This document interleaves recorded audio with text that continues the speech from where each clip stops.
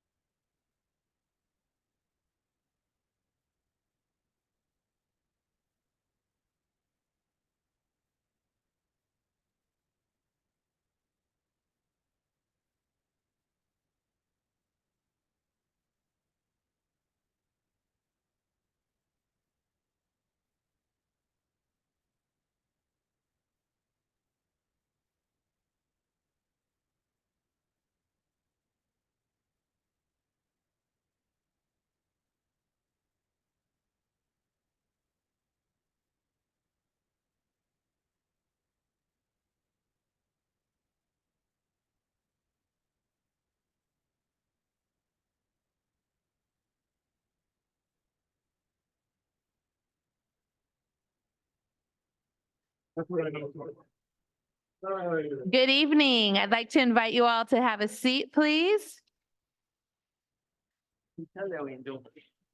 I'd like to call this meeting to order and announce that the board has met in closed session and no action was taken.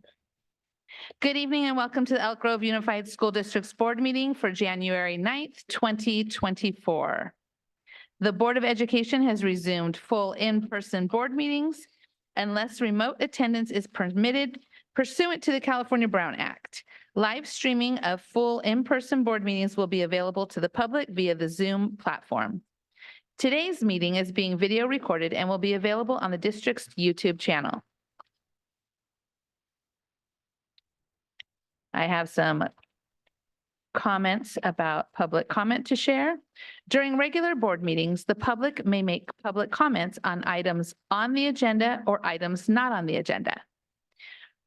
Requests to make public comment will be accepted for an item up until the board president introduces the item. Generally, members of the public will be given 3 minutes to address the board. If there are 15 or more comments on a specific item, the board will reduce individual comment time to 2 minutes each. If there are 30 or more comments on a specific item, the board will reduce individual comments to 1 minute each. Individuals may not defer their time to another individual speaker to increase their total speaking time.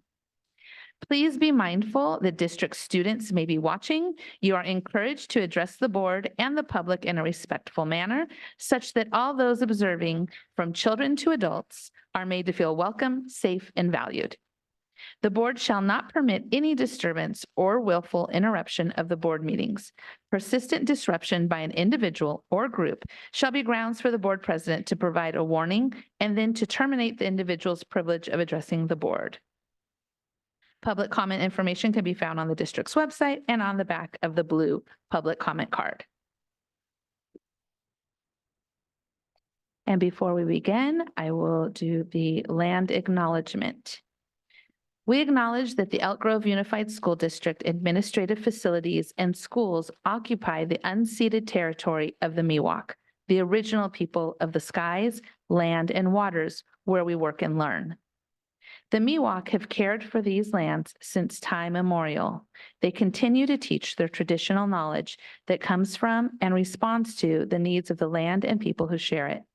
May our daily lives and work teaching, learning, leadership, and community engagement support the evolving vision of the Miwok for their community and these lands. May we strive to acknowledge the past for the betterment of our future generations. May we look to our tribal partners, the Wilton Rancheria, the descendants of the original people of this land, to assist with the successful education of our community. And with that, we will have the Pledge of Allegiance. Ms. Albiani will read some words and we will call up Toby Page Principal and Beth Albiani.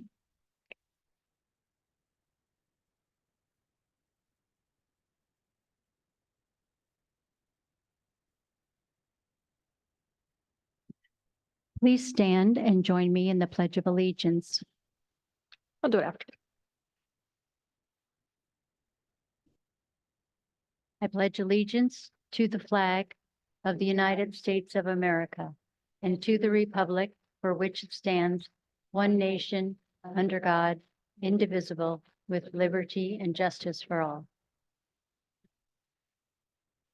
Our flag salute today was the group we're organizing was brought to us from Calvine High School. Calvine High School takes great pride in recognizing Soroptimist International of Elk Grove as our educational partner in its mission to bring positive change in the lives of women and girls worldwide. Established in 1921, Soroptimist International seeks to transform the lives and status of women and girls through education, empowerment, and enabling opportunities. Soroptimist International of Elk Grove acknowledges the need for an alternative approach to education for students who do not fit the traditional high school mold. In response, Soaring to Success was established at the Calvine campus in 2021 to recognize high-achieving female alternative education students in all three Elk Grove continuation high schools. The program aims to identify young women attending alternative education who have overcome obstacles, improved attendance, and been an overall beam of light in the classroom. Every semester, 2 students from each of the 3 continuation schools are recognized and honored with a $100 gift card, and a certificate. Calvin High School is delighted to have the Seroptimists of Elk Grove as one of its educational partners, and the Board of Education is pleased to recognize Seroptimists of Elk Grove's contributions to Calvin High School and the Elk Grove Unified School District. Thank you. Can I make a comment while she's going down? Yeah. The recognition for the Seroptimists is terrific and it's well deserved. But this isn't their first rodeo. They've been out working in schools for a long time. For several years, they had programs over at Sheldon High School that all girls from the entire district were invited to participate in.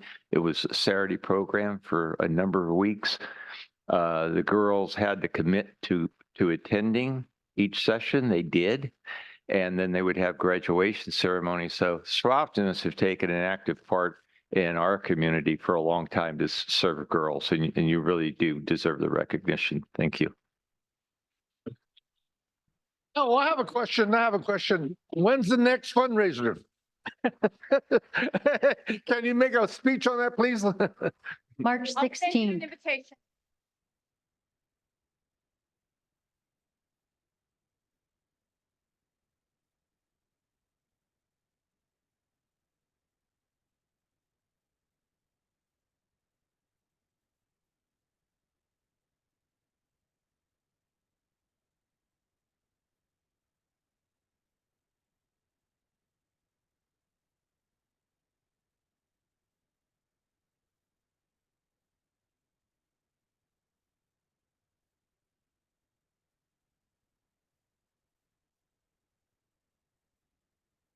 Thank you very much. And now I'm excited to introduce our student regional report from the Elk Grove region. If we can have our student representatives come on up.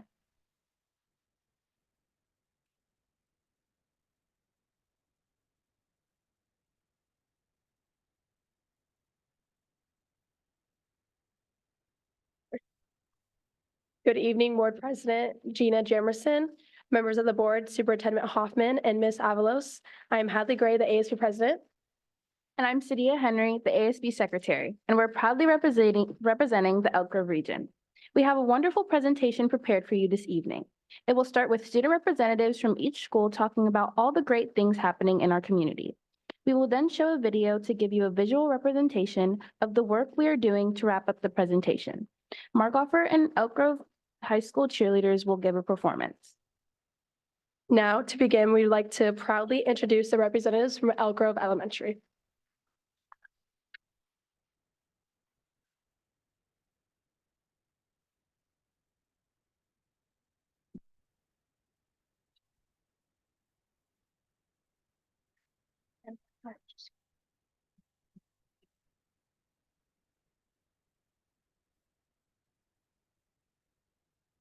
My name is Andrew Lemon, and I'm a 4th grade student at EGE. I'm also a member of the student leadership team this year. Not only does EGE have rigorous academic focus and extracurricular activities for students, but we also have an amazing family community that is very involved and supports our effort. Our families enjoy 3 lunch with a loved one days, where families are invited to our campus to enjoy lunch with our students. Families are invited to our academic award assemblies, and our amazing PTA organizes larger events like our annual Harvest Festival. This year, our Harvest Festival was a huge success with well over 500 students and community members in attendance. We are so grateful for the support we get from our families. Of course, we can't leave out how grateful we are for our teachers and support staff and school staff. We have amazing teachers that make us feel important and valued. We appreciate our yard supervisors who keep us safe, our librarian who provides great books for us to read, and our friendly office staff who take care of our many needs from bumps to bruises to help us with our Chromebooks. EGE is a true community that supports kids and learning. We are proud to put our wings up and soar.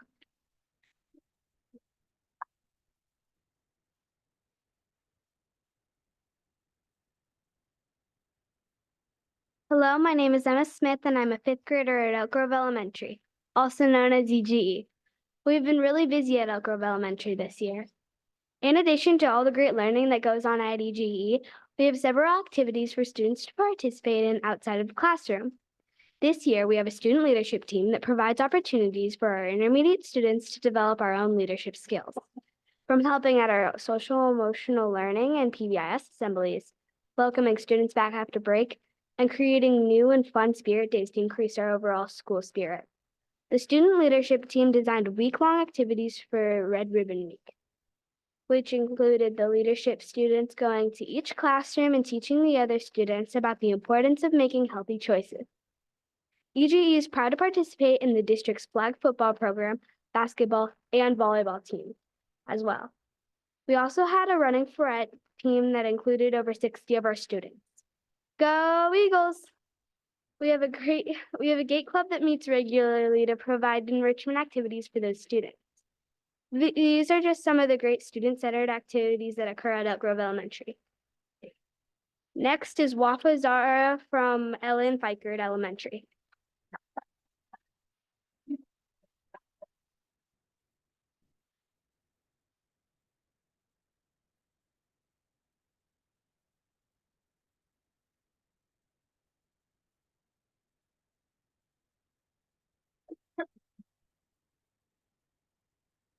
Hi, I am Wafa Zara, and I am from Ellen Fikert Elementary School.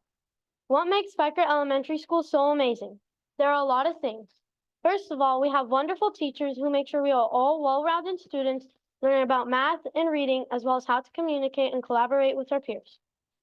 Second, we have a GATE program that allows us to expand our love of inquiry and learning. Mr. Johnson taught chess and is now teaching Minecraft, robotic coding, and will end the year off with an exciting physics project culminating with an egg drop from 40 feet up. Next, for our students who are interested in music, we have a music program. Students learn to play instruments and develop an interest in different types of music. We also love sports and are able to have a volleyball team and a basketball team. It's a slam dunk.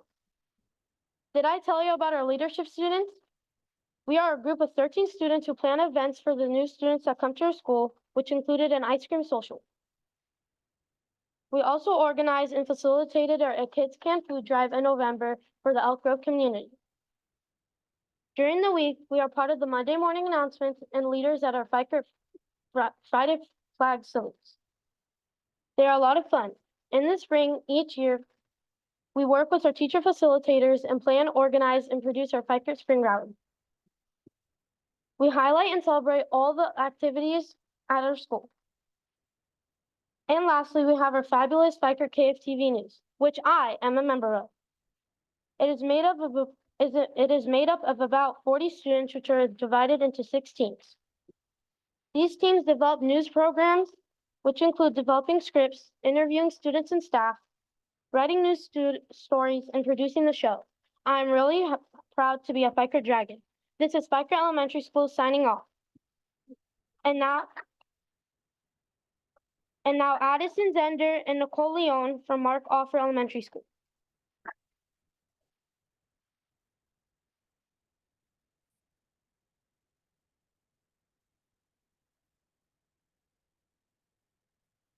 Good evening, Board President Gina Jamerson, members of the board, Superintendent Hoffman, and Ms. Avalos. Thank you for inviting Markhofer Elementary here tonight to share all the exciting events and activities we are enjoying at our site. I'm Addison Zender, 6th grader, president of our student council, and member of the girls basketball team. And I am Nicole Leone, 5th grader, member of the student council, cheer squad, and MM News. We have had many fun activities this year, such as Walk and Roll to School and Digital Citizenship. One unique opportunity we had as the Elk Grove region was to have our entire school line Elk Grove Lawn Road to watch the Elk Grove High Homecoming Parade. Our very own Mustang Cheer Squad was even invited to march in the parade. At Markoffer, the students have many activities available to help them grow and give back to our school. We have a student council, and our MM News crew produces a news program that showcases all our exciting events. We even have our very own cheer squad, which you will have the opportunity to see in action tonight. Other programs include gate classes, running forette, and girls and boys basketball has just recently started. Our school greatly benefits from our very dedicated PTO, which hosts many events during the school year, like buying matching spirit t-shirts for the entire school. Our PTO has hosted too many events to list, but just recently, they held our very favorite event of the year, the Fall Festival. It brings back many students from Kerr and Elk Grove High School to enjoy a festive fall night. Our PTO gives back to our school by hosting many free events like Mustang Madness and Cocoa and Cookies with Santa. Our PTO also holds a Mustang store once a month where students can buy incentives with our Mustang cash that we earn for displaying our PBIS traits of kindness, safety, and responsibility. Thank you for inviting us to present all we love about Markoffer. Please come visit our remarkable school.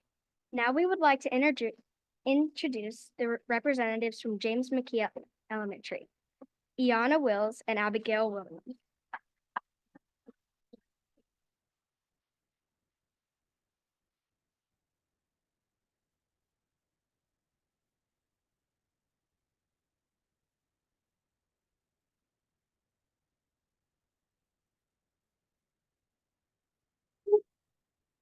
Good evening, Board President Gina Jamerson, members of the board, Superintendent Hoffman, and Ms. Avalos. I am Abigail Williams, and I'm a National Elementary Honor Society member, as well as an anchor for our BNN News team. And I am Iana Wills, and I am the Student Council Publicity Coordinator, as well as a new member of the NEHS. We would like to share some highlights of McKee events that have happened this year. James McKee is celebrating our 60th anniversary this year, and we commemorate the occasion by taking a school-wide picture in the first half of the year. Our school has had many other worthwhile events that have happened thus far, including community outreach events such as the family picnic, Leatherby's fundraiser, and the Harvest Festival. We've had some fun student-based events this year, including our second annual Winter Snowflake Ball, our Winter Sing, as well as inducting new members into the NEHS and Student Council. We've had some fun activities on campus as well, such as the Dairy Council Assembly, 3-screen Social Emotional Assembly, Ruby Bridges Unity Walk, and a New Songs Music Assembly. This year, we have made an effort to keep all students and teachers in the loop through our pause assemblies and our bi-weekly media broadcasts. We have also had the pleasure of having Assist Time, Young Rembrandts, and New Songs coming on campus to provide fun enrichment for the whole school. We're looking forward to many things coming up in the new year, including our second annual Valentine's Day Festival hosted by our Student Council, a visit from J. Scott Savage, author of the Grayson Fox book series, Scholastic Book Fair, Read Across McKee Day, and our Parent Appreciation Breakfast at the end of the year. We are also looking forward to our track team starting up again and, of course, field trips. The 5th and 6th grade get the opportunity to go to Yosemite this year, and we are super excited for that. This year, our open house will be held in tandem with our annual art show, and in honor of our 60th year, our James McKee Living History Walkthrough. This event, which will be held on March 7th, will invite past students, faculty, and parents, as well as current families to visit our exhibit where they will be seeing pictures and displays of years past at McKee. So in full, this has been a great year for all of the James McKee Bears. Pause up, McKee! Next up is Joseph Kerr Middle School.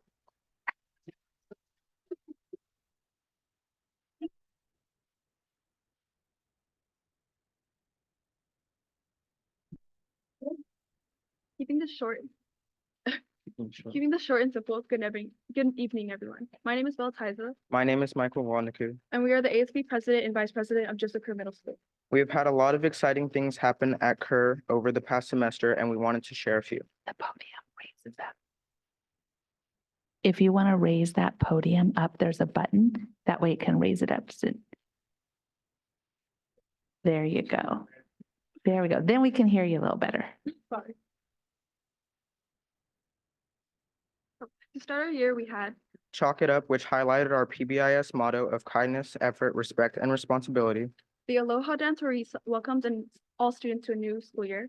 Parents in the Park, which had our highest number of parents ever at 500. A fall festival where we had food, carnival games, and even a haunted house. Red Ribbon Week, we brought awareness to our campus and did activities to help Kerr students stay drug-free and make healthy choices. We had a canned food drive where Kerr students collected 2,000 pounds of food, and this allowed us to slime our activities director and dump an ice bucket on our principal. In athletics, we had multiple teams make it to playoffs and have a successful season. Our Kerr Middle School concert and jazz band each earned the third highest scores at the Franklin High School Band Tournament, even compared to several high school bands. All in all, the Kerr Knights have started the year off strong and hope to continue our success in 2024. Now we pass it over to our friends at Elk Grove High School.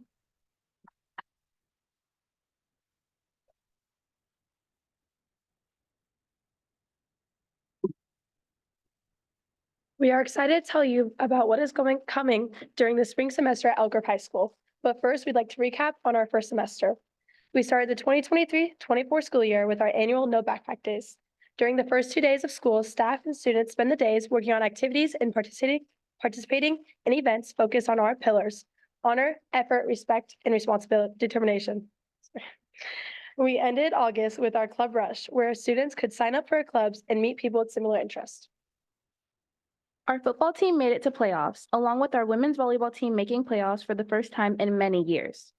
Fall sports kicked off a great season, and we're looking forward to winter and spring sports competing. In October, members of our FFA competed and placed at the national competition in Indianapolis. Our marketing plan team won first place, and 2 of our agri-science teams placed 9th in their division. We are very proud of their accomplishments.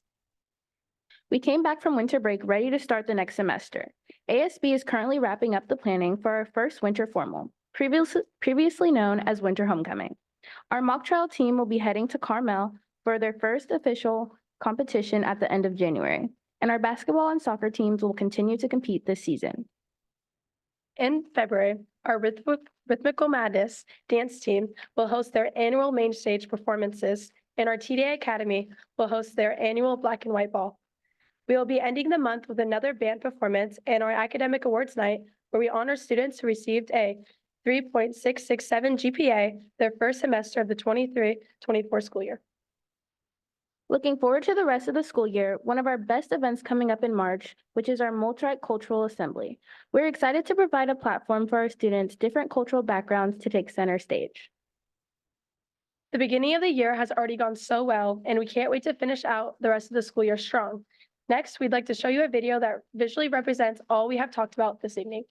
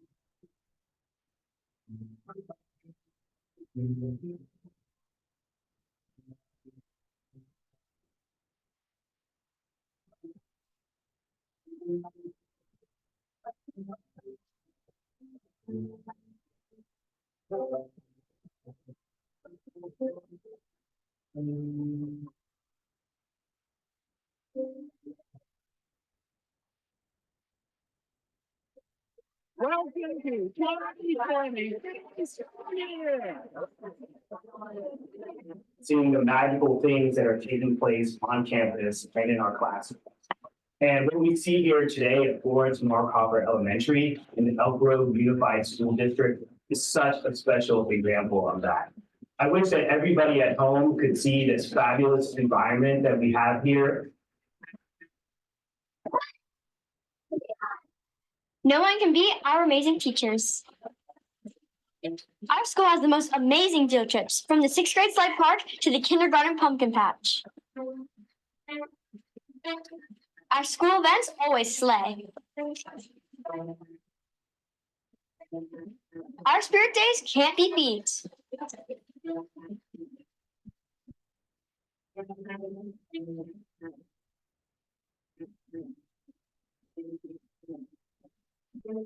There's no place like Markhoffer.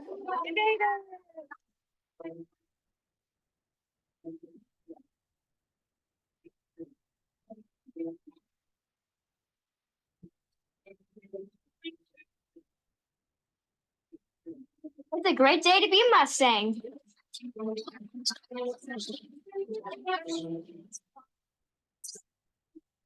James McKee Elementary starts its 60th year, and it's as jam-packed with activities as always. Highlights of some of these activities are showcased in this short video, from our family picnic day to the Harvest Festival. Since the beginning, James McKee Elementary is a central hub for families and the community.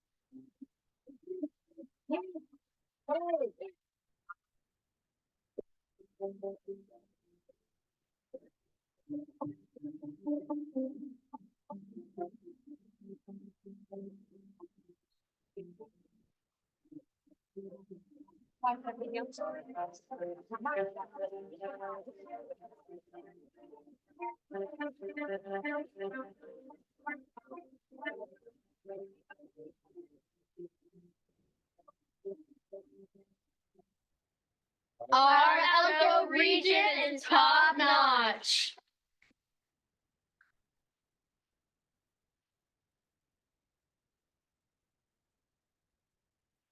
Finally, it has been a pleasure to present to you and represent our wonderful region. As we leave you this evening, we'd like to introduce our Markhoffer and Elk Grove High cheerleaders.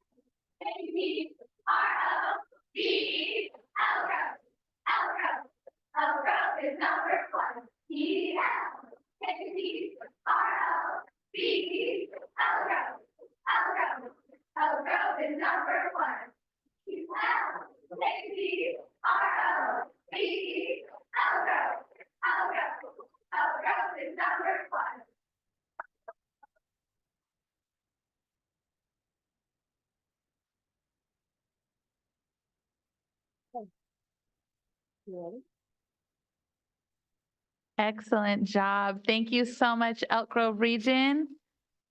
And I just want to acknowledge, I want to also thank all of our mascots who bravely navigated and tried to walk through all the aisles. So shout out to all those mascots.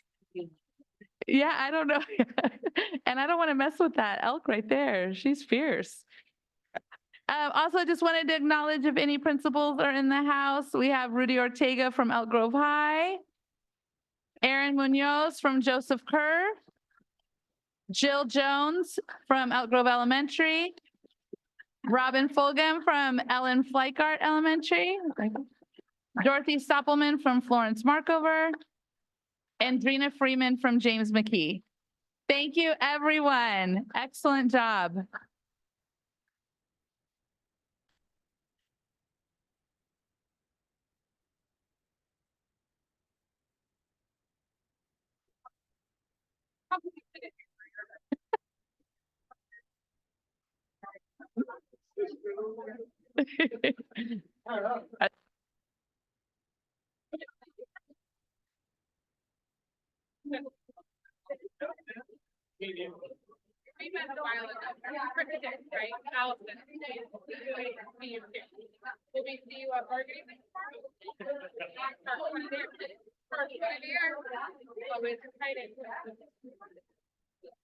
Okay.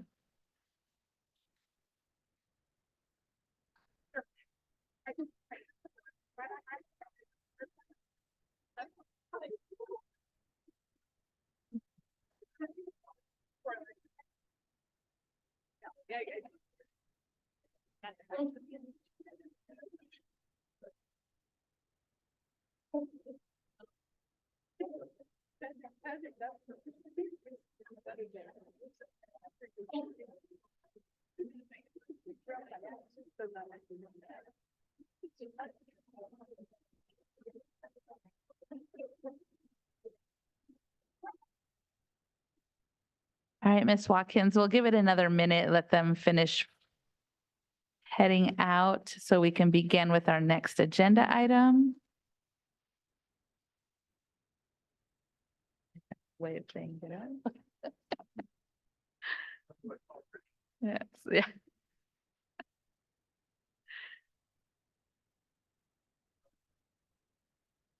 Okay, Ms. Watkins, whenever you're ready. Good evening, Board President Jaberson, fellow trustees, Superintendent Hoffman, Ms. Lavasser. Tonight, I am pleased to present to you Jeff Jensen. He is a partner with the Crow Audit Firm. He will be sharing with you the results of our year-end financial audit. And without further ado, we'll call it Mr. Jensen.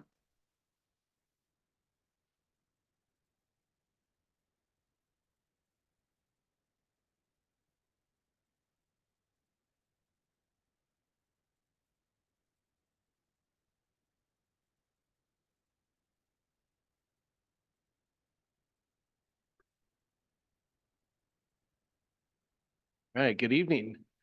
I try not to take it personal when the room always clears when I come up to do a presentation, but it seems to happen over and over again at school board meetings. Anyways, good evening. I'm Jeff Jensen, a partner with Crow.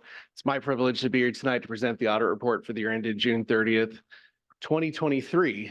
And we met earlier with the finance committee there to go through the report in detail. And I'm here to provide a quicker overview here tonight, but overall, just to start with, we have a very clean audit report to present to you with, I think, very positive audit results. So in the back of your report is page 93, which is a summary of auditors' results, and it kind of boils down for you in one spot a lot of what happens in the audit report on one page.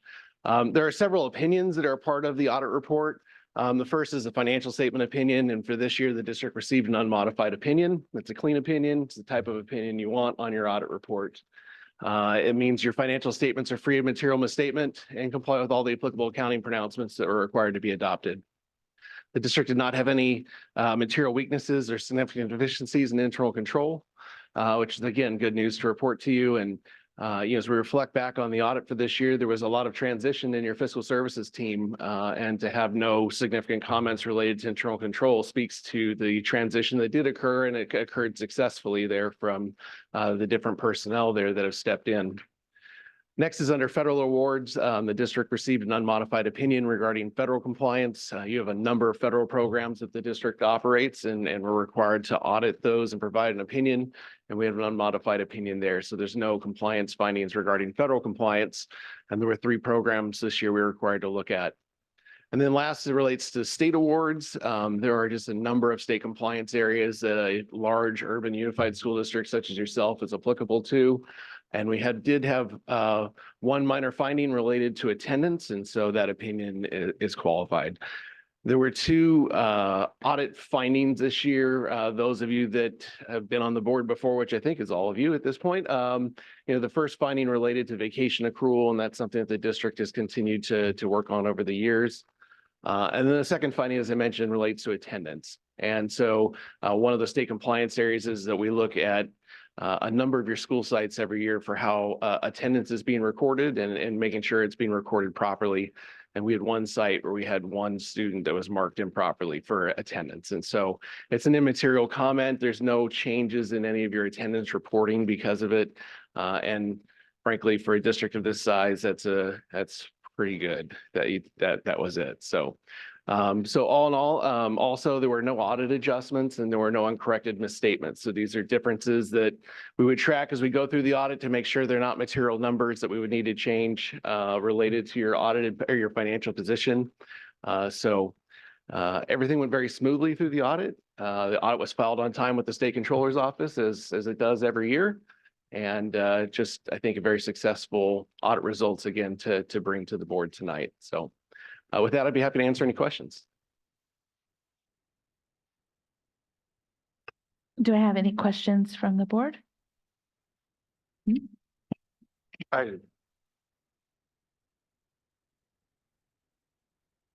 have a big Title I program, and I was wondering why you didn't audit that particular program. Sure. So federal programs that are considered major programs, so those are programs that are over $3 million, and certainly Title I is one of those, is required to be tested once every 3 years. So they get tested on a rotational basis. So as an example, for this year, we tested your ESF, special education, and Head Start. So I don't have prior years in front of me to be able to look at what programs were audited in the past, but I would suspect next year would either be National School Lunch and or Title I. And so again, they have to be tested once every 3 years. Title I has been tested at least once in the last 2 years. That's why it didn't need to be tested this year. Thank you. I thought they would be reviewed every year, but it's okay. We have a policy within our district where we could transfer funds from different areas. Did you find anything, no issues regarding that particular policy, transferring monies to different programs and reimbursements? The findings that we had related to the district are the ones that are in the report. So no, we did not. And there's no issue regarding transfer of funds policy that has I'm not aware of any, no. Because I'm not a very good, well, I never have been a supporter of that particular policy. So I was just wondering, I feel better that you came across, and you did mention it within the report, transfer funds here and there, but in the actual summary, you didn't bring that up. So should I assume that we're okay on that issue? So the district is required, there's a footnote 4 that discloses transfers between funds and the reasons for those transfers. And so those are listed out in detail in the audit report. Okay, so I won't lose any sleep over that issue. Okay, thank you. All right, if there's no further questions, yes. Just a quick comment. Thank you very much for the work and working with our staff.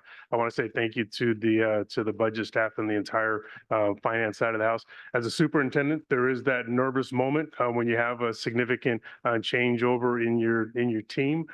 And I was amazed. I'm amazed at the people that we have in place, and this audit just further highlights the work that's being done. So I appreciate that very, very much. I do want to highlight one thing that's not in there. There's no ASB findings, and I believe this is like the third or fourth year that there are no ASB findings in. Almost every audit, there's an ASB finding, and that's credit to the work that's being done at the district level in support of our site. So just want to highlight the work and appreciate it very much. Thank you. And Ms. Lavasser, are there any public comments via Zoom for this item? Madam President, there are no public comments via Zoom for this item. Mr. Vargas, are there any blue cards for this item? There are no blue cards for this item. All right. Thank you very much for your presentation. Thank you.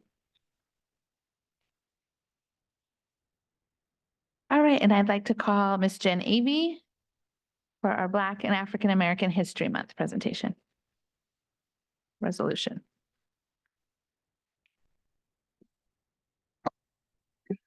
Good evening, Madam President Jamerson, members of the board, Superintendent Hoffman, and Ms. Lavasser.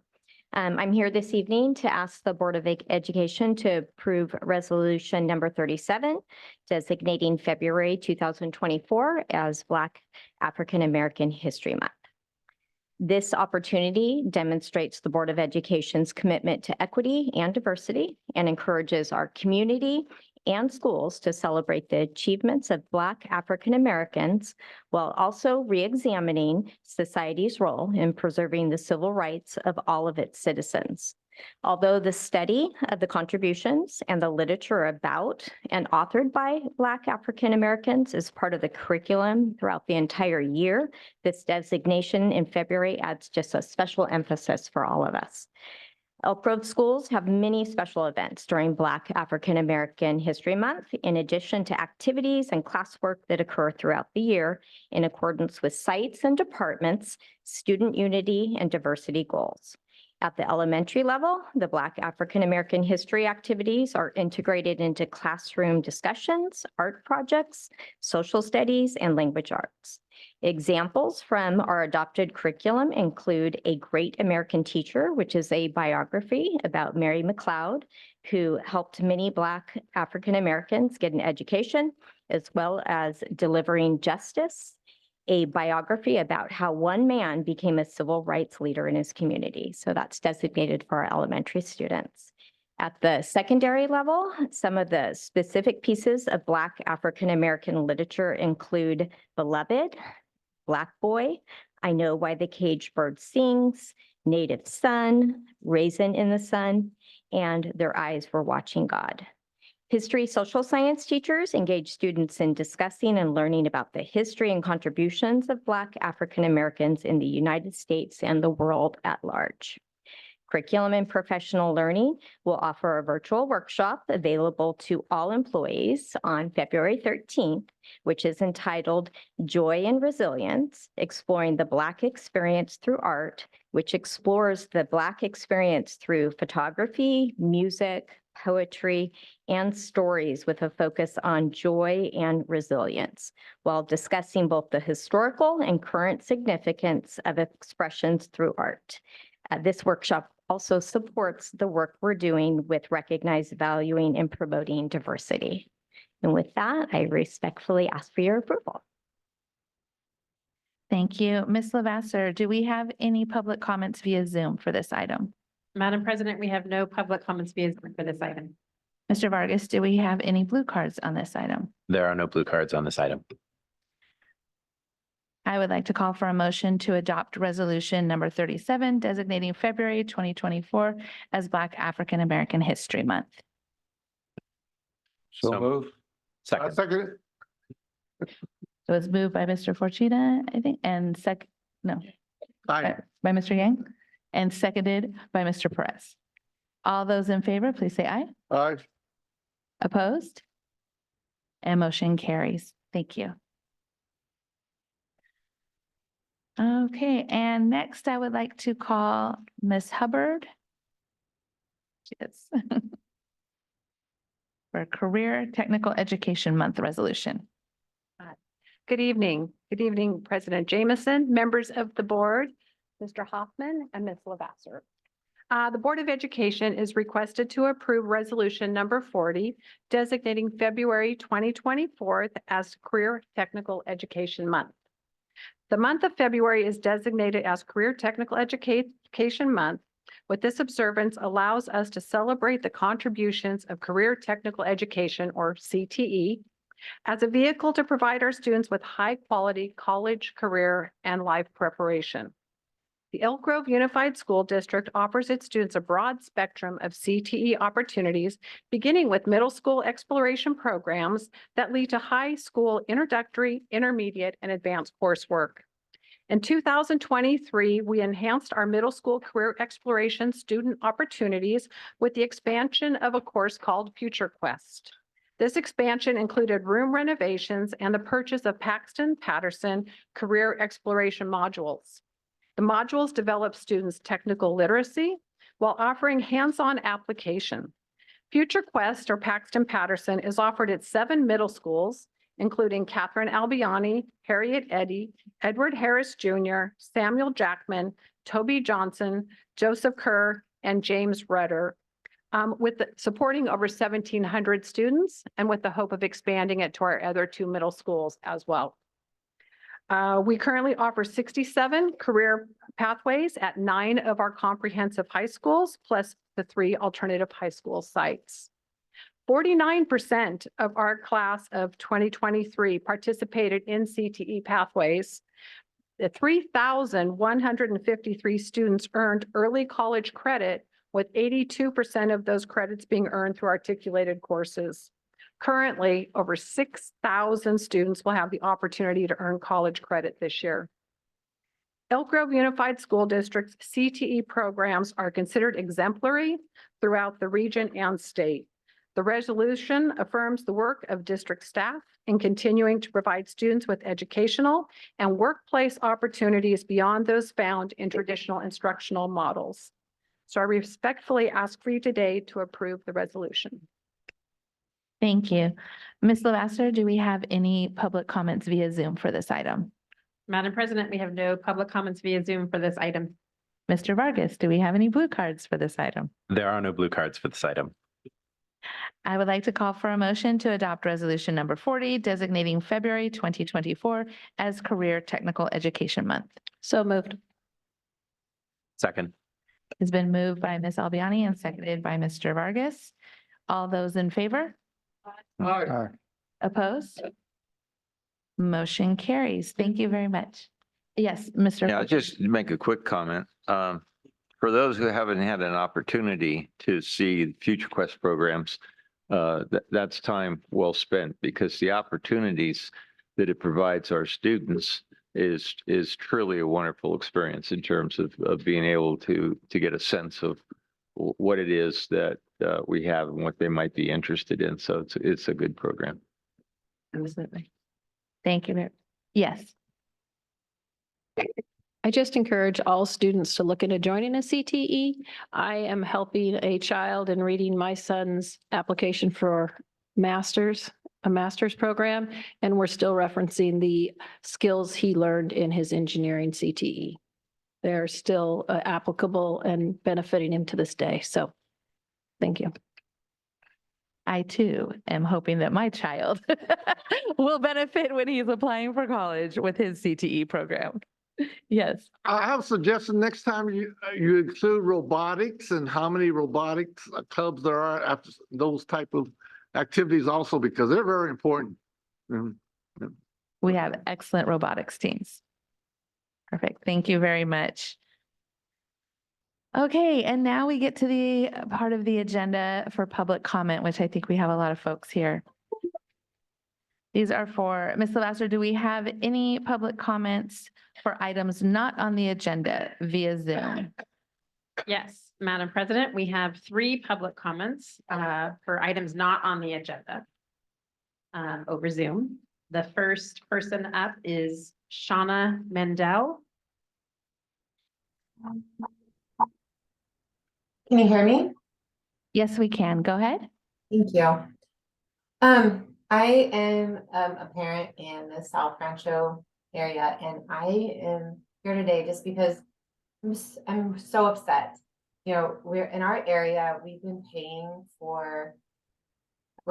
taxes for schools, and we are not getting the secondary schools that we need. So we're in this odd position where we're now fighting with people in Folsom Cordova to try to get a school built, just so that we can maybe transfer our kids to a school that's 15, 20 minutes away instead of 15 minutes away. And it's the lack of attention and care from the Elk Grove School District that's put us in this position. And now I hear that you guys want to have a bond come forth that would pay for improvements in your own city, but not in Rancho Cordova for your school. And honestly, it's the audacity that you guys think that you can have another bond that we would pay into even more money so that we can get another elementary school, when what we need is a secondary school. I know that we have asked if we can have time with the superintendent and Ms. Codis to talk about these issues. And we were told that we could meet, and I got pushed off for a couple months, and now I get a meeting or an email that says that there's going to be a local survey where we can talk about our school's needs. And we're supposed to fill that out. And then after that, you guys will consider it, and there'll be another informational meeting. And then at that point, you might consider meeting with us. And at this point, I am all in favor of a district split between Folsom Cordova and a hostile takeover of our area. And I will be putting all of my personal efforts and the parent coalition towards that I can.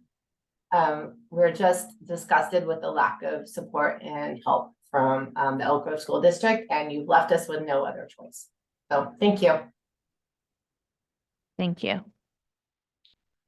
Okay, next public comment via Zoom, Kara Slavin. Not on. Okay. Next public comment via Zoom, Deep Thigh Guru. Apologize if I said it incorrectly.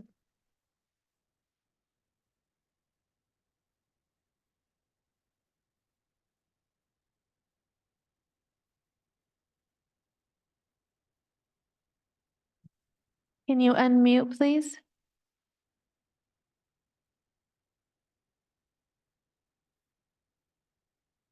Are you there?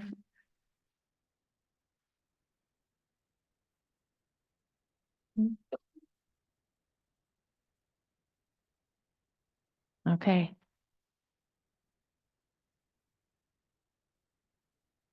Okay, we will move to blue cards. Mr. Vargas, are there any blue cards for items not on the agenda? Yes, we have a number of blue cards. All right, let's start with Amanda Scott and Dustin Noble. You're on deck.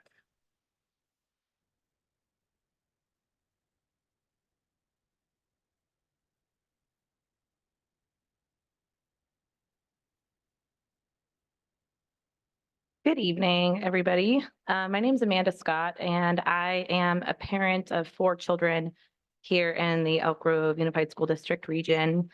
And one of my children is a student at Miwok Elementary School, and he is in a level 2 special education class. And he's been here in this district since preschool, and he is currently in 3rd grade. I'm actually here tonight to talk about my perspective on the resources that are allocated to paraeducators and really for salary and professional development needs. Paraeducators are the backbone of special education.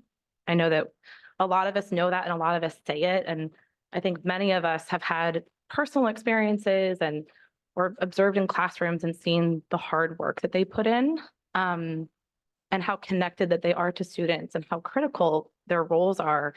My concern is that too often I see the risks that are associated with not putting appropriate attention and resources to paraeducators when it comes to FAPE. So in order for us to be in compliance with FAPE, it is absolutely important that they're getting paid well enough and that they are receiving appropriate professional development opportunities. I'm actually not aware of very many paraeducators that are afforded those opportunities. And it's equally as, if not more important, for them to be provided that than it is for special education teachers. More often than not, they're the ones interacting with our children more directly than the class teachers are. So I'm here today because I know that this has been a topic of discussion. I know that it's been a concern for a lot of people, a lot of the staff in the district, for special education teachers too, that very much understand this issue and care. And for me as a parent, I observe it, I experience it, my son experiences it. It's we've seen turnover with paraeducators, a lack of staff in the classroom, which has left him sometimes without a para and put him in really dangerous situations at times. So I really would like for the board to take that into consideration when those discussions are on the table, when we're talking about prioritizing this. I just really want that to be at the top of mind. And also, you know, maybe reach out to communities more and see if you can get more parent involvement in some of these discussions as well. Thank you. Thank you. Next up is Dustin Noble, followed by Giorgio Ferrero. All right. Good evening, Board President Jamerson, members of the board, Superintendent Hoffman, and Ms. Levasseur. I'm doing my public comment now rather than later in the evening, just because my kids are here tonight and they need to go home and go to bed, but they wanted to see Dad speak tonight. So Happy New Year to all of you. It's rare that paraeducators are part of an agenda item, and EG Speaks wanted to take advantage of this to celebrate and support the amazing paraeducators in our district. I've said it many times, as did Amanda just now. Paras are the backbone of this district, and that is still true today. I know that my son would not be where he is today without the support and services that his paras have given him. From the former PALS program to now being in second grade, they have helped him traverse his emotions and struggles and championed his victories and strengths. I could never thank them enough for all that they have done and continue to do for him, but I will make it a point to do so every chance I get. Tonight, the board is being presented with a tentative agreement between the district and CSEA. We ask you to approve this agreement unanimously, as it is a step forward and in the right direction for our paras, and I think it's wonderful.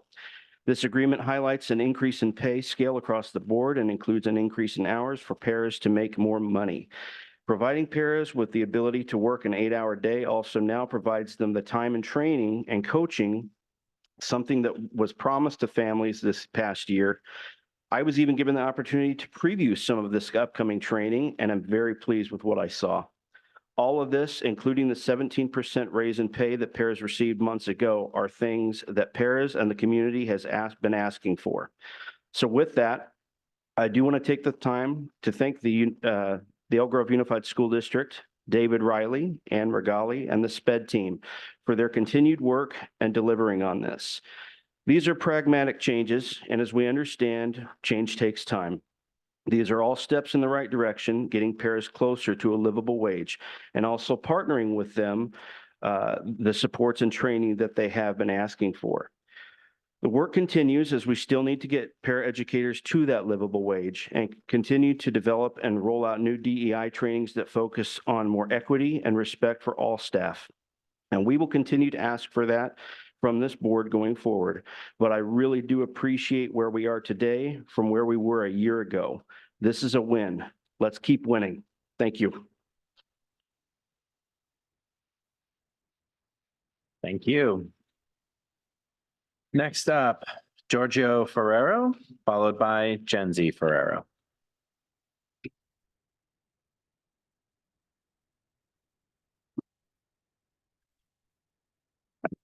Good evening, everyone. My name is Giorgio Ferraro, and this is my brother Julian Ferraro. And the reason why I'm here today is because Miss Christine and Miss Emma, because without them, me and my brother wouldn't be able to be in the same class at Innovative. And I just want to they're my brother's parents, and I love them so much. They help me in the class. They help my brother through the class, even through when they're having a hard time. They still get through it, and that's the thing I mostly love about them is because they're really strong and they are really powerful, and that's what I love about them. And I want to give them their flowers.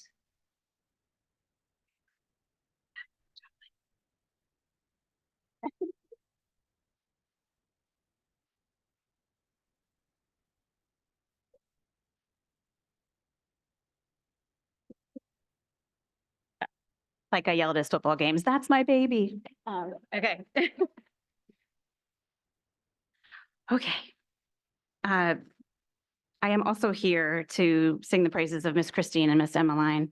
Our youngest son, Julian's Paris. He is in full inclusion in a gen ed third grade classroom, as Giorgio said, at Edna Beatty. This is a very emotional topic for me, so I'm using someone else's words, and the person's name is Heather Price. And I'm just going to edit a little bit at the end just to be a little more inclusive of different religions. But the title of this is Because of You.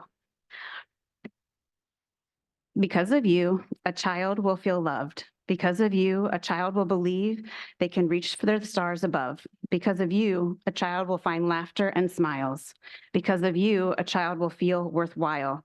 Because of you, a child will learn to love and not fight. Because of you, a child will want to read every night. Because of you, a child will learn patience when someone is driving them crazy. Because of you, a child will learn the value of work and not be lazy. Because of you, a child will learn persistence when the going gets rough. Because of you, a child will learn the gift of kind words. Love is enough. Because of you, a child will find comfort in loving arms. Because of you, a child will be safe from words and hands that harm. Because of you, a child will learn as they play. Because of you, a child will make a difference doing life's way. Because of you, a child's life will be forever touched in ways you may never see. And because whoever's in charge uses you to help them become the person that he or she wants them to be.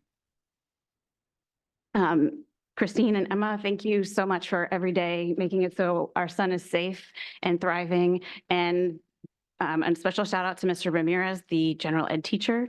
They have created the most inclusive environment this year, and it's beautiful. And Mr. Riley has come to visit, and I'm sure if you ever want to come and see what true inclusion and beautiful things look like, they would love to have you. So thank you for your time. Excuse me, BB. Could you share that with us, that poem? Please, thank you. Thank you.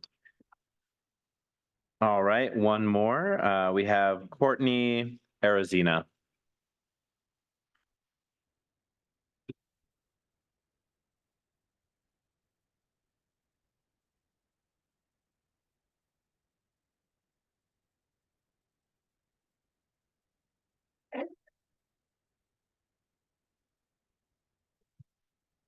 Making me go after that really wasn't very fair.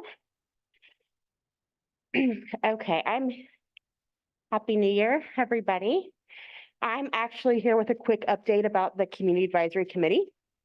The CAC is an advisory group to the SILPA and is required by law to provide input on the development, amendment, and revision of the plan. The purpose is to raise school district and community awareness regarding the needs of students and their families in the EGUSD special education programs. Provide a space for parent communication with other parents and with the school district, and to provide information, education, and resources for special education families, the district, the community, and the EGUSD Board of Education. Our next meeting is actually tomorrow night at Edward Harris Middle School from 6 to 7:30. The CAC meeting will feature an EGUSD-led presentation on functions of behavior. We are inviting parents and caregivers to come and lock and understand different behaviors, why they occur, and what your child is trying to communicate. We're going to specifically focus on transitions. The transition from school to home and home to school is often difficult for our kiddos. All are welcome to come learn these valuable tools. Virtual attendance will be available on Zoom. We're also really excited because the collaboration between the FACE department and the CAC called Caregiver Cafes is going to be introduced. It will be a, sorry, I have it right here. It's a place where our parents are invited to connect with other caregivers, experience a supportive environment, talk about topics that matter to them. That will take place on February 7th at James McKee. We're really, really excited. That has been a long time coming. So as always, the CAC meeting has dinner and childcare. One of the most successful parts of these meetings has been childcare this year. Our wonderful paras have been making it so our kids throw tantrums because they don't want to leave. So we're really appreciative of all of that. So that's it. Easy peasy. Thank you. And that is all the blue cards we have. Okay. Mr. Mate, did we have one person that was on Zoom? Were they able to unmute?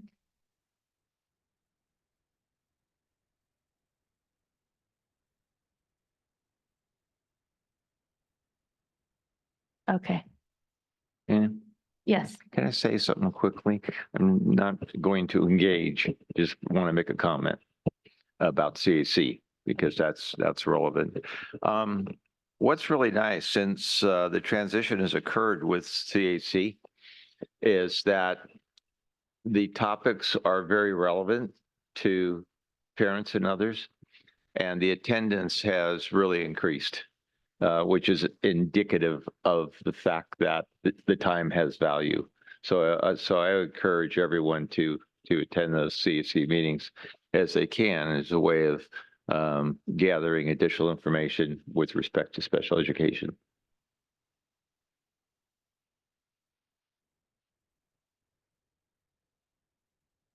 Okay, next item on the agenda is our consent agenda. Ms. Lavasser, are there any public comments via Zoom for this item? There we go. Sorry, the mic wasn't turning on. Madam President, we have no public comments via Zoom for this item. Mr. Vargas, do we have any blue cards for this item? There are no blue cards for this item.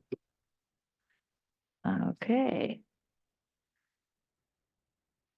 I would like to ask for a motion to approve items on the consent agenda. Yeah, I would like to make a motion to approve items 1 through 33 on the consent agenda. It has been moved and seconded to approve items 1 through 33 on the consent agenda. All those in favor, please say aye. Aye. Aye. Opposed? All the motion carries. Items approved. Oh. Who did make the one? And that, okay. Sorry, that motion, Ms. Lavasser, if you are taking notes, the motion was made by Mr. Fortuna and seconded by Ms. Albiani. Thank you for the reminder, Mr. Vargas. Okay, bargaining units. Are there any bargaining units who wish to address the board this evening? Okay. All right, next up, we have, there we go. Hello. Hi, Happy New Year. Happy We New want to take a moment from CSEA to thank Mr. Riley and the team with negotiations and getting our paraeducators the increase that they just got and recognizing the increase in hours. I know this has been a work in progress since our new team has come on board, but we appreciate everyone's support in getting this done because we know without paraeducators, our teachers would flounder. Thank you. Thank you. Okay, I'm going to call Miss Drake. There she is. For our Food and Nutrition Services Annual Update.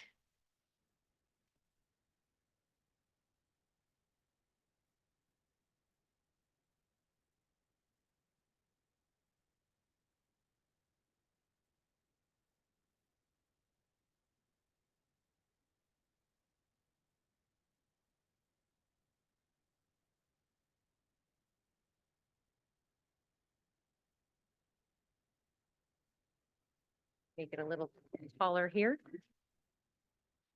Better. Let me just see if this works really quick. Perfect. Good evening, Board President Jamerson, members of the board.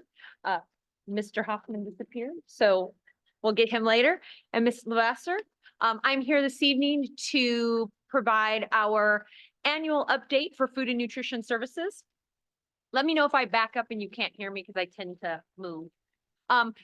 Food and Nutrition Services supports the E4, come closer. Oh, okay. I'll turn this way. Oh, okay, perfect. We support the district's E4 goals through wellness by providing a quality, nutritious meal to our students and providing individual service as necessary. In 2022-23, we had a lot of things going on, but there were three main things that we were focusing on: staffing and building capacity. You may recall from the last visit on our annual report, we had over 100 openings at that time. I'm pleased to report we have hired quite a few. We still do have openings, but we are building capacity and have been able to do some things that we were working on. Our second thing is freshly prepared and scratch cooked items with a focus on locally grown. By having more staff, we're able to do some more of those things and have been focusing both on our central kitchen recipes as well as our secondary production. And then with a lot of the grant funding that we have been able to bring into the department, we've been focusing on facility and equipment upgrades. So our total meal counts for 22-23, we served 1.7 million breakfasts, 6.1 million lunches. We did about 83,000 summer meals. With the expansion of extended learning, or ELOP, we've also seen an increase in both snack and supper services in the after-school snack program for a total of 8.6 million meals that we served in 22-23. Our revenue for Food Nutrition Services or National School Lunch Program comes from three different areas. We have federal revenue that is provided based on the reimbursements for the students that we serve and their eligibility, whether it's free, reduced, and paid. We brought in $22.4 million from the federal government last year. State reimbursement is, because we're now doing universal meals, the state of California is offsetting the cost of a paid student's meal based on the difference between the federal reimbursement and the child's eligibility. So last year we brought in $19.8 million in state revenue. And local revenue is for those parents who are still putting some money on account for a la carte or second meals or other revenue sources that we generate in our department by selling meals to other schools and to small charters. So we brought in $42.8 million last year to provide our meal services. Oops. So as you're aware, the state of California does universal meals where we provide a free access to free breakfast and lunch for all students, regardless of what their eligibility is. The program still has to follow federal guidelines. So we have to meet all of the requirements, the nutritionals that are required, and we have to maximize federal dollars by having schools in what we call provisions. In our district, we have 33 schools that follow the community eligibility provision so that we can make sure we're maximizing federal dollars.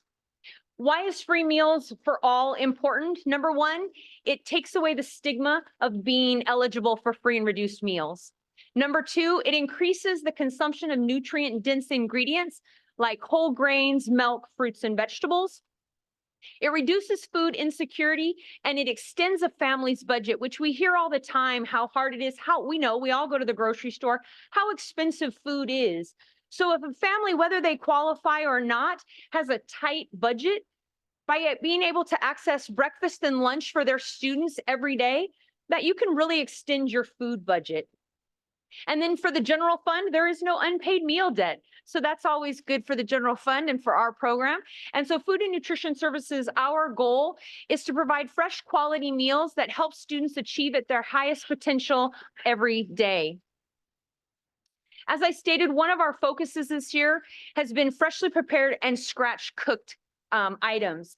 And the state of California, through the universal mandate, one of the things that they did was they implemented the KIT funds, or the kitchen infrastructure and training funds, which are dollars that can go towards equipment needs, facility improvements, food purchases, local, sustainable, those kinds of things, as well as employee training, all of things that we are working on in our department.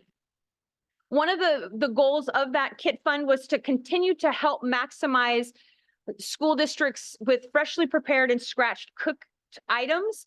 And so that's where we've been focusing, both at our central kitchen with recipe development and how we're doing some of those items, and then at our secondaries, because they have facilities that we're able to actually scratch cook in. The other requirement is that we be providing at least 40% of the entrees that we offer have to be minimally processed or scratch cooked. And so we are above that at about 52% right now.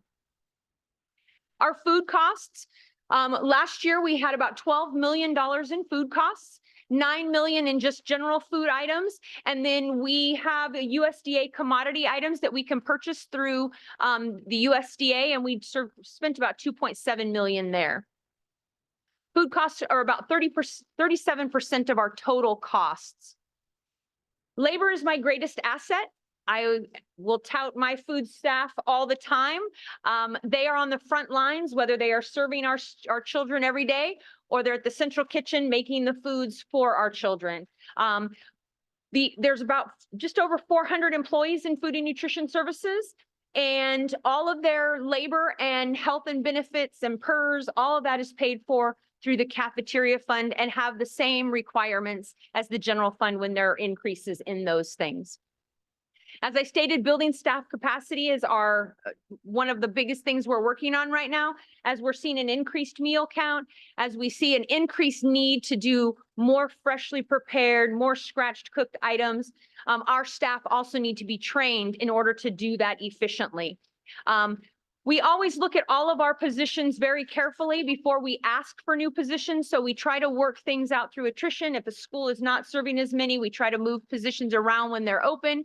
And then I have to thank my employees all the time for their flexibility and their willingness to deal with the fluxes that come. I mean, there's high schools that have 5 different schedules a week. And so they're flexible enough to just absorb that, go with the flow, and make sure our kids have the services that they need to be successful.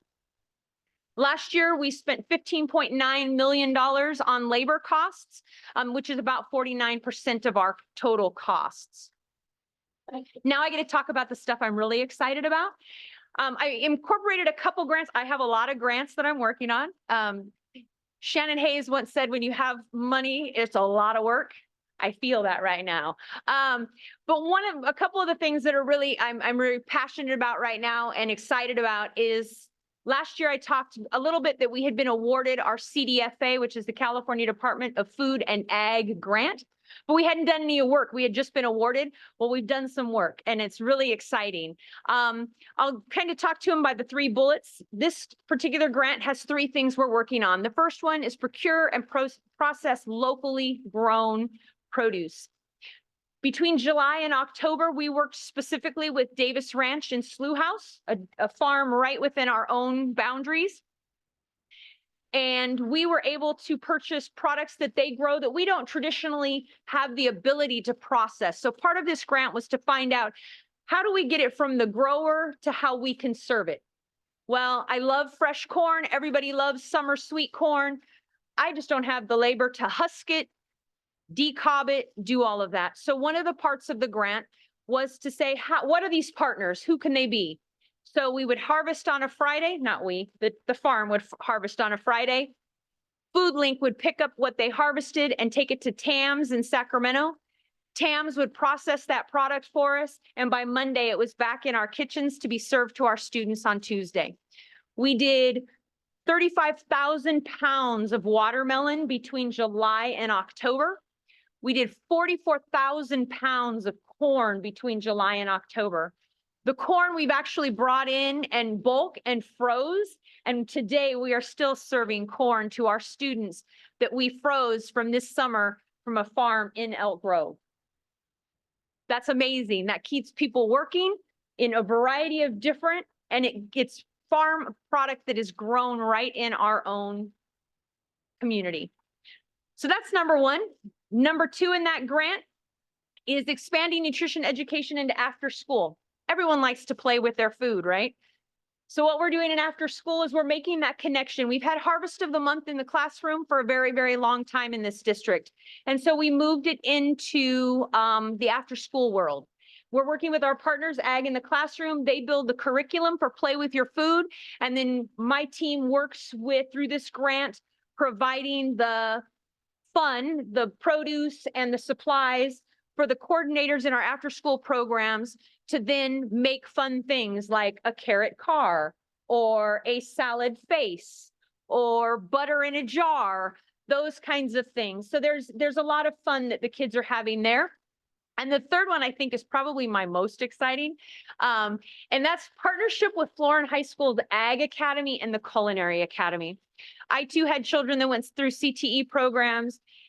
Ms. Hubbard talked about CTE programs, and I can't talk about how important getting involved with something can impact a child or a student. By then, they're not really children.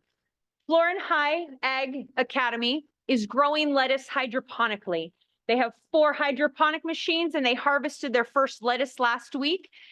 They did taste tests with 4 classes on the lettuce they personally grew. The students, we gave them the machine, and they and their advisor, Carlin Ruth, did the whole thing.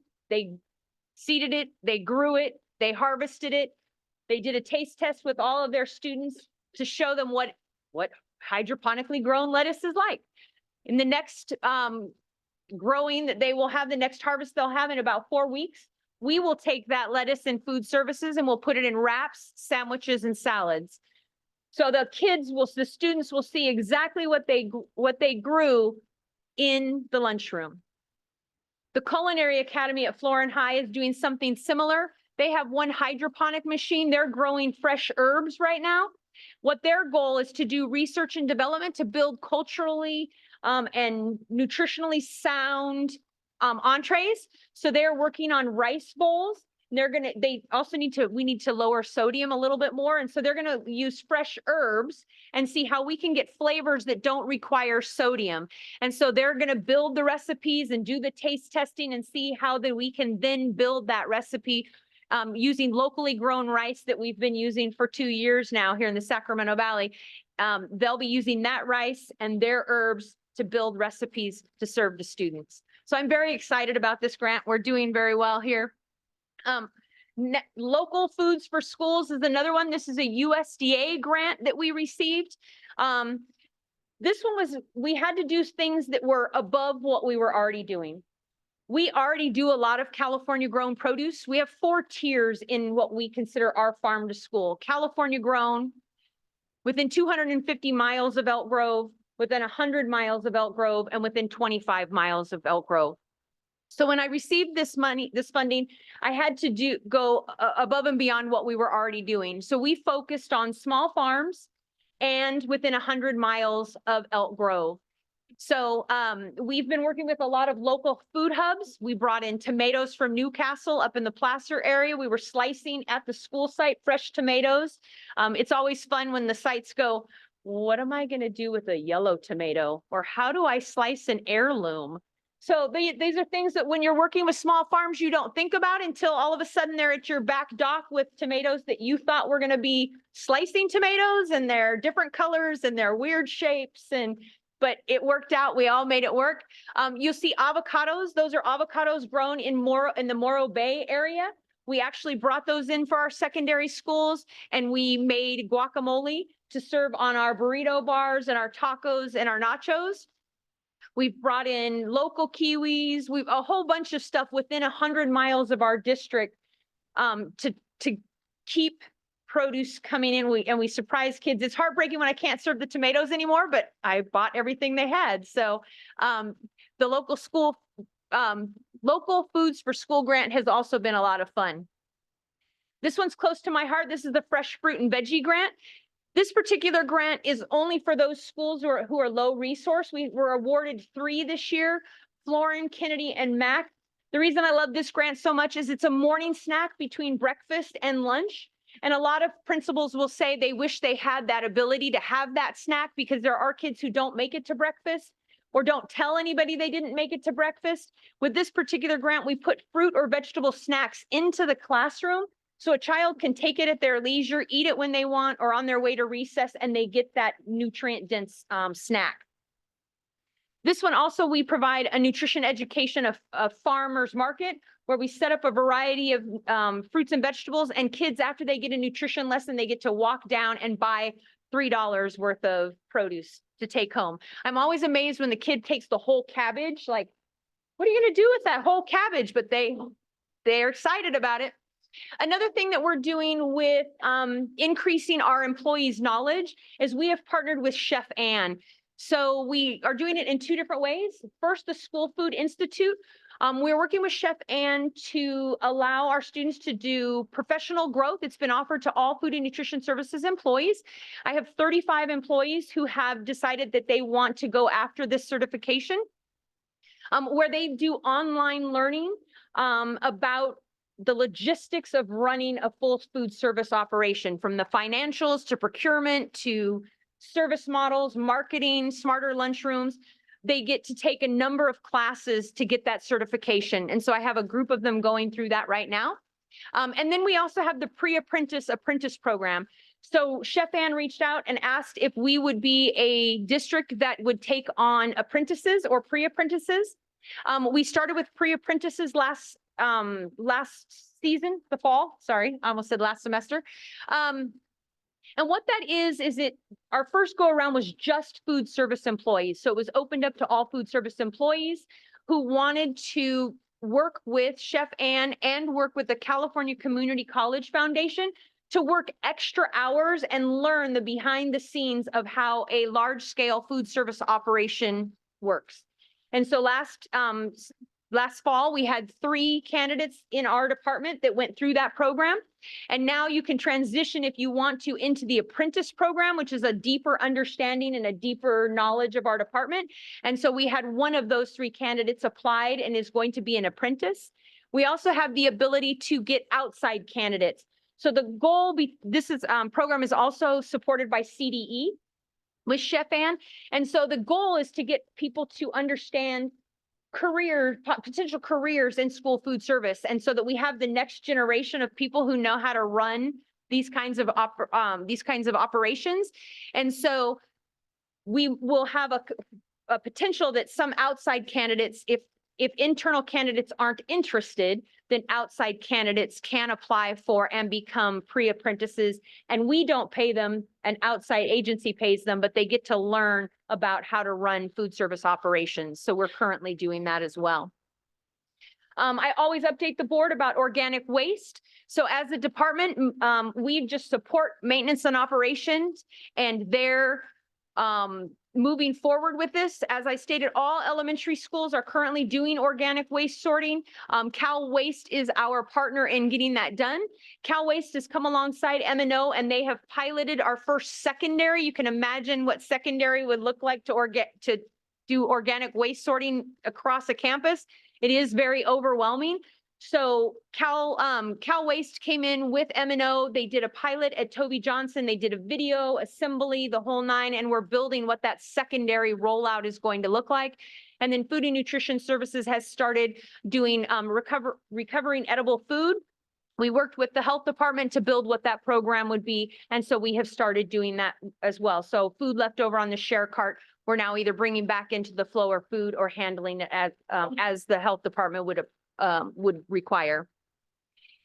Focus into 23-24, continuing to do freshly prepared scratch cooked meals because that is a requirement of my program. Thank you very much to the board for providing funds to help modernize the central kitchen. On top of all my other stuff, I'm becoming a facilities project manager, which is very frightening. We've been working with architects and contractors and all of that, and we actually start the work. The construction will start mid-February. I think they're going to start our steam lines as a meeting yesterday. We also have a number of facilities projects going. So we're replacing walk-ins throughout the district and doing those kinds of things.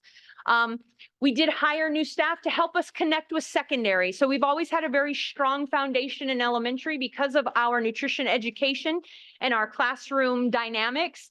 But secondary has always been a little bit more difficult. So we've hired on another nutrition assistant that's currently in training so that we can get out in front of secondary students and express to them what we're doing and get their feedback and how they want, what they want, and how we get that information to them, as well as a little nutrition education on the side. And then continuing to find professional growth and training opportunities for FNS staff. This year, we were able to provide our workbook of professional growth to our staff, and they seemed very excited, and we filled up classes very quickly. So that's good that they're wanting to absorb information and learn new stuff.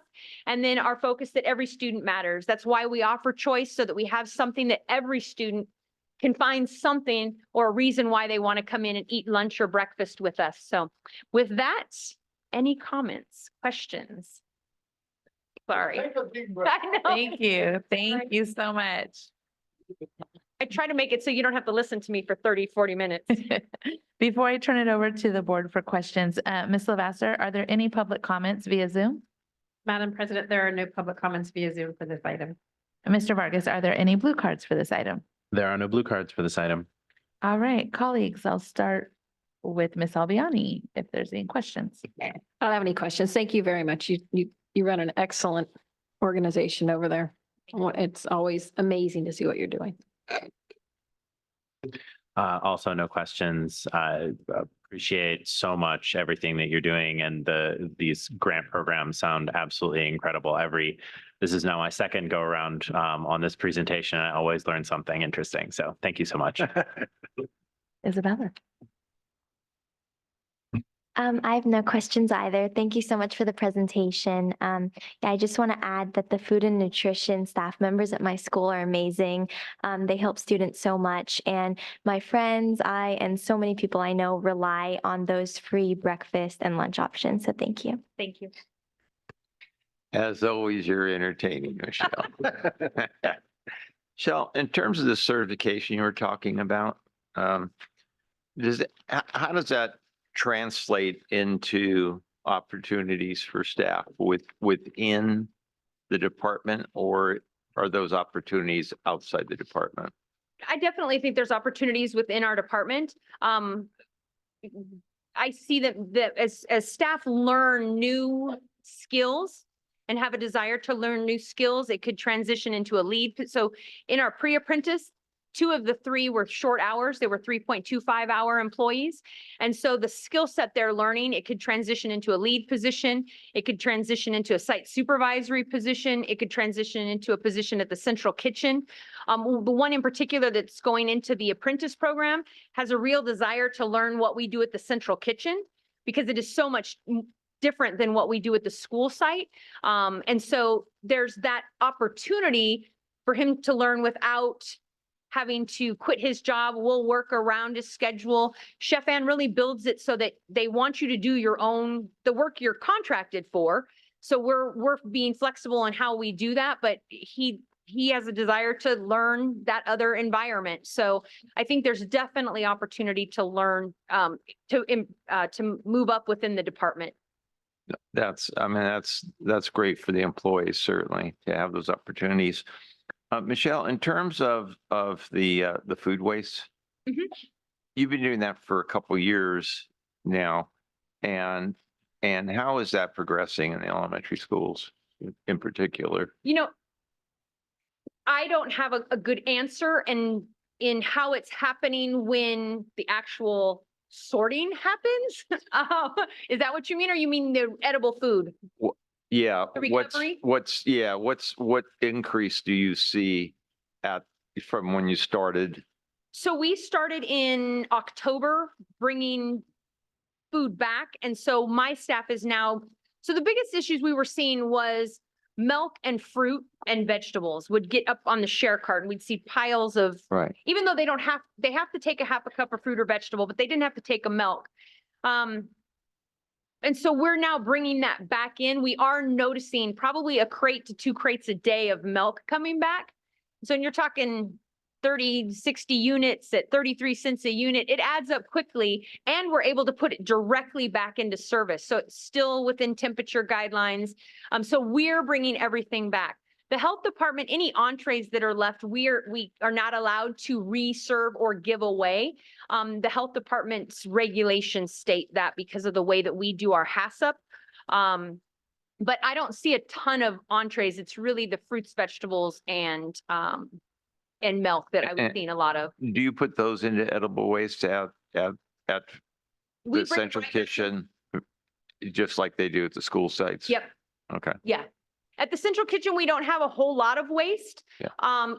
We do sort at the central kitchen, but we don't have a ton of edible food waste at the central kitchen. At the central kitchen, you use all the crumbs. Yeah, we slice and dice what we need, or we bring it in, slice and efficient. dice, so somebody else has already Yeah. handled that piece. Yeah. I would imagine you're looking forward to all your new appliances. Yes, it will be very nice when it's done. Yeah, very good. Getting through it might be difficult, but it'll be wonderful when it's done. Thanks, Michelle. Of course.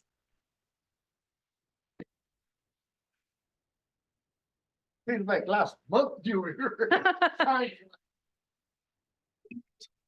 Yeah, time flies. Does. Start page 8, the KIT fund. I didn't KIT see, yes, I didn't see where, if it was federal or state. KID funds are state funds. Okay, There were 2 rounds that the state provided. so sounds like a very excellent program. The other question is, you had 30%, 59% percentages for what, food costs and labor, 59, and the other 4%, that's, I imagine that's administrative costs. Operating costs, Okay, equipment, okay. the certificates, those kinds of things. I have a suggestion. Yep. Regarding those, that program you have, where you, the schools have a experiment or projects. When I was a kid, I used to get whole milk from the dairy and put it in a jar and shake it, make butter. That's the one, that's the butter. They're gonna take fresh herbs and they're gonna put it in a jar and they're gonna shake it. Okay, so that's why I'm so tall. Yep. Okay. Doing it January 25th. Whole milk. Yeah. Excellent program, Florida High School. Yeah, it's been going very good over there. Dairy for, now, how much you do a cost analysis, how to run dairy? How to do what on dairy? I'm sorry? Run a dairy. No, I have no desire to Goat run dairy or cow dairy for milk, alternate milk. Do we have a big demand for other, like, what's a lactation? Under the National School Lunch and Breakfast Program, in order to get an alternate milk, so Right. soy milk is Right, what there we you use. go. It has to be medically approved, Okay. but we do offer lactose-free milk Mhm. during all breakfast and lunch service for all levels. So they have regular not whole milk, it's non-fat or 1%, and then there's lactose free as well. And page 14, you have fruits, fresh fruits and vegetable grant. Uh-huh. And that is what, federal, state? Oh, that's federal. Yeah. But what's the cost per school on that? Looks like that's an excellent pilot program. If we would like to expand that, we would like So to. that one is based solely on the school's free and reduced percentages. So I had Reese previous years, Reese was in it, and Reese didn't make the cut this year. 98% free and reduced percentage was what they were looking at, if I recall. Okay. And so it really just depends, and we don't have that many schools that are that high free and reduced. But what if they're Title I then? It doesn't have to do with whether they're Title I, it has to do with their total free and reduced percentages are. And so then, so even if you're in Title I, you have a qualifier of what your free and reduced is. So some are still higher than others, and those are our three highest. Oh, so you have already ranked these particular schools? I apply for Okay, them. I apply for more than just these three, and then the state ranks them, and those are the three that were awarded it. So is there unmet need though? Oh, there's always unmet need. We can Well, always feed more. Elementaries that, It's getting the grant funds to be able to do it. so that's what I like to see. I like to see the unmet need and how much it would cost to fund this program, because, you know, I was in WIC, employee of WIC, and so I know the importance of nutrition. Yep. Especially early childhood development and all that.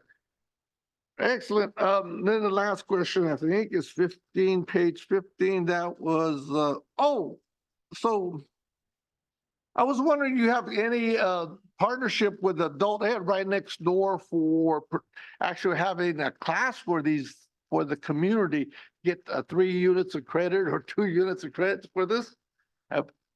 We have not in years had we partner with adult ed for other things, but we've not offered a class of any kind. Okay, so, but sound like that? Could the be space something we is could look there. into. Uh-huh. And it's convenient for everybody. That's it. Excellent program. I'm Thank you. very proud of you and what you do. Thank you. I admire you very much. Thank you. Thank you so much for your presentation. Again, excellent work that you do, and having 2 kids in the district who actually say they enjoy school lunches is great feedback. So thank you for all the work that you and your staff do. Madam President, one thing real quick, show a little more energy.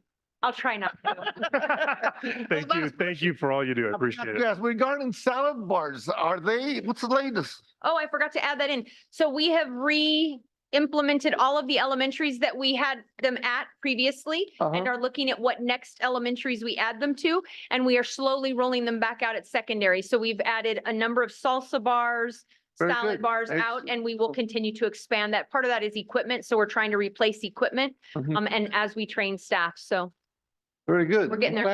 Glad to hear that. Have a good evening. Thank you. Okay, Mr. Riley. Next item on the agenda is tentative agreement between Elk Grove Unified School District and California School Employees Association and its Elk Grove Chapter number 831 regarding comparability study.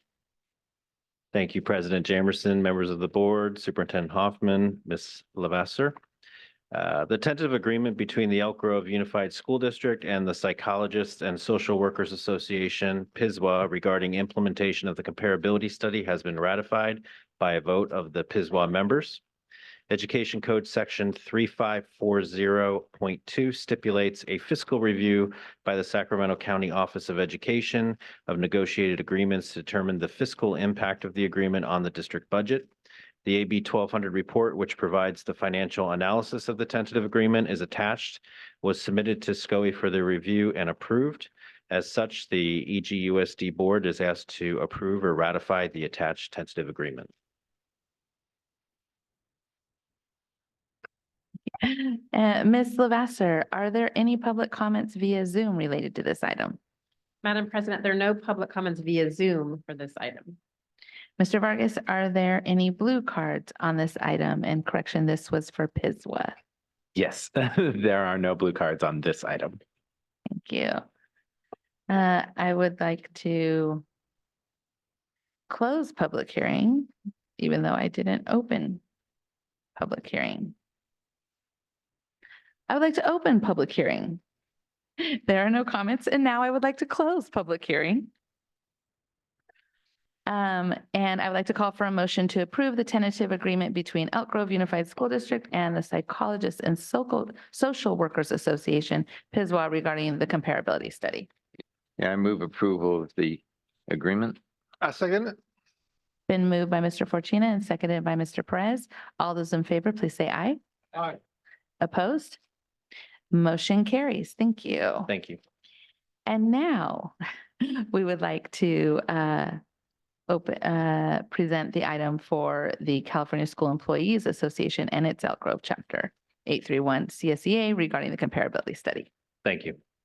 So this tentative agreement is between the Elk Grove Unified School District and the California School Employees Association, CSEA, and its Elk Grove chapter number 831 regarding implementation of the comparability study, which has been ratified by a vote of the CSEA membership. Education Code Section 350.2 stipulates a fiscal review by the Sacramento County Office of Education of negotiated agreements to determine the financial impact of the agreement on the district budget. The AB 1200 report, which provides the financial analysis of this tentative agreement, is attached, was submitted to SCOE for their review and approved. As such, the Elk Grove Unified School District Board is asked to approve or ratify the attached tentative agreement. I would now like to open public hearing and call on Ms. Lavasser to determine if there are any public comments via Zoom related to this item. Madam President, there are no public comments via Zoom for this item. Mr. Vargas, are there any blue cards for this item? Yes, we have 2 blue cards for this item. So we'll start with Amber Barnett, followed by Courtney Arizina.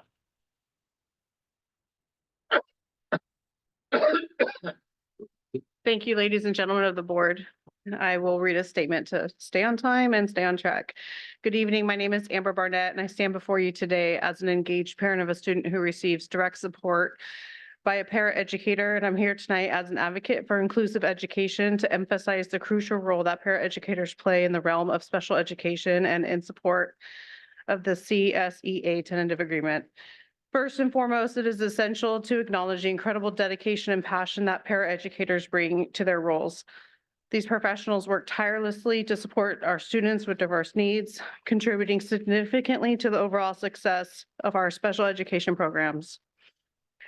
Their commitment goes beyond the call of duty, creating an environment where every student can thrive and reach their full potential. Paraeducators serve as invaluable allies to both teachers and students in special education settings. Their close collaboration with educators allows for a more personalized and effective approach to learning. They provide essential one-on-one support, adapting instructional methods to meet the unique needs of each student. This tailored assistance not only enhances the academic achievement, but also fosters a sense of belonging and confidence amongst our students who face additional challenges. Moreover, paraeducators are often the unsung heroes who create a bridge between home and school for families with children in special education. And they serve as a source of support and guidance, helping parents navigate the complex educational landscape. This collaborative effort ensures that the educational experience is in partnership between educators, parents, paraeducators working together to create the best possible outcomes for our kiddos. The positive impact of paraeducators extends far beyond the individual students that they support. Inclusive education benefits the entire school community by fostering a culture of acceptance, understanding, and diversity. And when students witness the inclusivity promoted by our paraeducators, it instills a sense of empathy and respect that will serve them well throughout their lives. As we consider budgetary priorities and strategic planning, it's crucial to recognize the cost effectiveness of investing in our paraeducators. The return on investment is immeasurable when we witness the academic and personal growth of our students who receive the targeted supports. And by allocating resources to support and expand our paraeducator workforce, we're investing in the future and success of our students and the overall strength of our educational system. So in conclusion, I urge the board to recognize and celebrate the indispensable contributions of our paraeducators in special ed by ratifying the tentative agreement before you. Their dedication, expertise, unwavering commitment to our students are vital components of a thriving and inclusive educational system. Let us continue to prioritize the support, and professional development of paraeducators, and ensuring that every student has the opportunity to succeed regardless of their unique learning needs. And just a reminder for those listening, CAC meeting is tomorrow, so please come. Thank you. Thank you. Next up is Courtney Arozina.